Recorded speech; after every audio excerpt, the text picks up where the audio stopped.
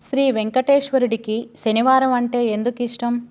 వారంలో ఒక్కో రోజు ఒక్కో దేవుడికి కేటాయించి పూజలు చేస్తుంటారు. ముఖ్యంగా శనివారం శ్రీ వెంకటేశ్వర స్వామిని ఎందుకు పూజిస్తారు? ఎందుకంత ప్రత్యేకం? ఓం నమో వెంకటేశాయ. అందరికీ నమస్కారం. మన ఛానల్ని చూస్తున్నందుకు ధన్యవాదములు. వారంలో ఒక్కో రోజు ఒక్కో దేవుడికి కేటాయించి పూజలు చేస్తుంటాం.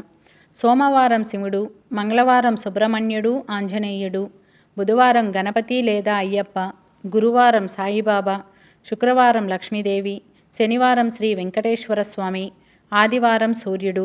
ఇలా ఆయా రోజుల్లో ఆ దేవుళ్ళని పూజించటం ద్వారా శుభం జరుగుతుందని భక్తుల విశ్వాసం. కలియుగ దైవం శ్రీ వెంకటేశ్వర స్వామి విషయానికి వస్తే ఆయనకు శనివారం అంటే ఎందుకంత ప్రీతి ఇప్పుడు మనం తెలుసుకుందాం. ఓంకారం ప్రభవించిన రోజు శనివారం.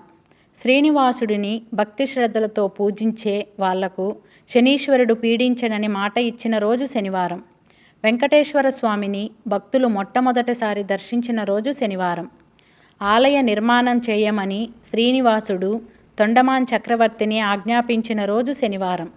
శ్రీనివాసుడు ఆలయ ప్రవేశం చేసింది, పద్మావతి అమ్మవారిని పెళ్లి చేసుకున్నది శనివారమే. వెంకటేశ్వర స్వామి సుదర్శనం పుట్టినది కూడా శనివారమే. అందుకే ఏడుకొండల వాడికి శనివారం అంటే అత్యంత ప్రీతికరం.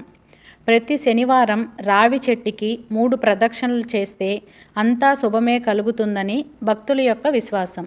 శనిదేవుడి దోషం కూడా పోవాలంటే 7 శనివారాలు క్రమం తప్పకుండా శ్రీవారికి పూజలు చేయాలని ఆలయానికి వెళ్ళి 7 ప్రదక్షిణలు చేసి మొక్కుంటే అనుకున్నది నెరవేరుతాయని పండితులు చెబుతున్నారు.